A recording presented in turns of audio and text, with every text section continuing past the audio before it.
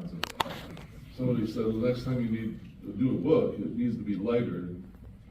Well, I think Peter Gregg starts in the book on page 290 because of the Brundages, and then Deborah Gregg comes in at page 800, and somewhere along in there, Jim Bailey comes into focus. Now, you know, when I'm doing that kind of work, especially with these books, I'm trying to get the story straight as much as possible, and you know, it took a while to get the Brundage story right. It took a while to get the Peter Gregg story right. And then I get to Jim Bailey and I got nothing. And of course I can interview people here and there, and people always say, you know, I got 1 million stories. And then you ask them to tell 1 million stories and they got one or half of one or something like that. I would bug Patty quite a bit because I'd go in and she'd say, well, you know, I got this and I got this. What do you want? And I'd say, everything. Give me everything. Well, what about the, no, everything, I need everything. And so she did, she pulled out all of Jim's notes that they had, all the race notes, all the pictures, all the everything we had. But I still didn't have much of a story. And Sonny Vogel's son, what's his son? Sonny's son's name? Mike Vogel sent me a bunch of tapes because at one point Sonny Vogel was going to write a Brumos book. And there were about 30 tapes. And there were these little mini tapes like you get in a message machine back then. I went through all those tapes. Almost none of them had anything even remotely to do with Brumos. And I just thought, oh God.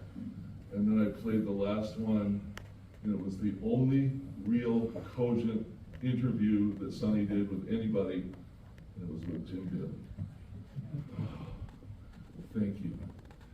In which he described his time, how he started in racing, how he worked with A.J. Foyt, how he came eventually to Brumos, about working with Bob Snodgrass. You know, it was really the full story, thankfully in his own words. And so between that one little tiny tape and talking to you folks and looking at all those race notes that Patty had, I started to get an idea of who Jim Bailey was. And so we were able to put together that part of the story. And I only can feel confident about it because Susan said I got it right. And I appreciate that because that's the goal in all this stuff is let's get it right. And I appreciate it. Thank you for having me here today and inviting me. Actually, Jim said you got it right when he looked at the pictures and I read him what you wrote and he said mine.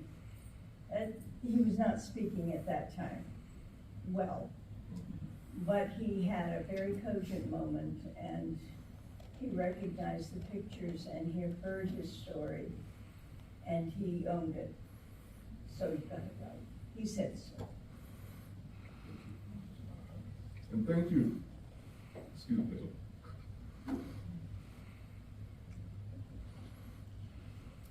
Thank you to all of you for making me a member of the Brumos family.